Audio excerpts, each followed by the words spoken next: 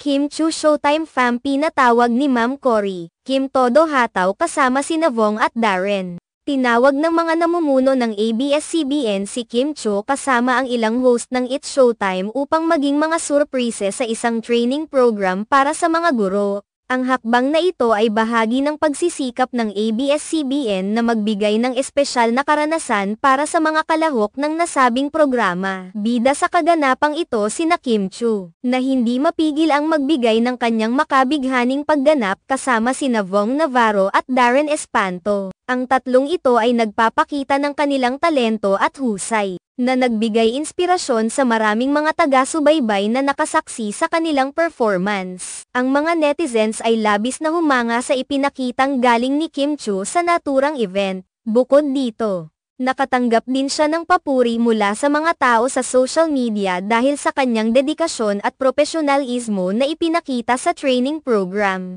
Ang kanyang performance ay nagpatunay na siya ay hindi lamang isang mahusay na artista kundi pati na rin isang inspirasyon sa mga guro na dumalo sa training. Isa ring tampok ng kaganapan ang pagpapakita ng natatanging samahan at pagkakaibigan ni Kim Chu, Vong Navarro, at Darren Espanto. Ang tatlong personalidad ay kapwa-host ng It's Showtime, at ang kanilang interaksyon sa stage ay nagbigay ng kasiyahan sa mga manunood. Ang kanilang closeness at natural na bonding ay nakakaakit sa mga tao, na higit pang nagpataas sa antas ng kasiyahan ng mga dumalo sa event. Ang ganitong uri ng kaganapan ay nagpapakita ng pagsisikap ng ABS-CBN na mas mapalapit ang kanilang mga artista sa kanilang audience, pati na rin ang kanilang suporta sa mga guro. Ang presence ni Kim Chu kasama sina Vong at Darren ay isang halimbawa ng paano ang mga sikat na personalidad ay maaaring magbigay ng positibong epekto at inspirasyon sa mga tao sa kanilang paligid. Ang pagkakaroon ng mga kilalang artista sa mga ganitong training programs ay hindi lamang nagbibigay saya kundi nagpapalakas din ng morale sa mga participants.